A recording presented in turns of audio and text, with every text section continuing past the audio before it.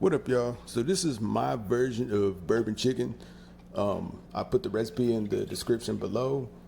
The difference between mine and a traditional recipe is we'll start with the vinegar.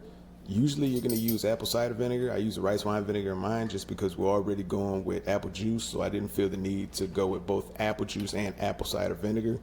And also for the meat, I marinate my meat in shaoxing cooking wine, which is a Chinese rice wine.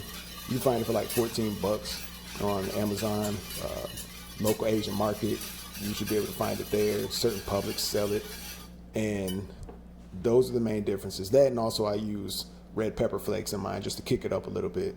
For the meat, you can either use breasts or thighs. Breasts hold the sauce a little better. They absorb the sauce really well when you're cooking it.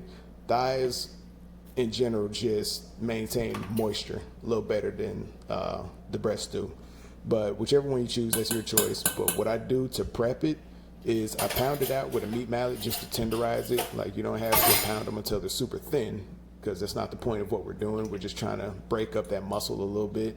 So then you dice it, add a little salt and pepper to it, throw it in the Ziploc, and if you choose to use the cooking wine, then you'll add it into the Ziploc. You're gonna add about a third a cup.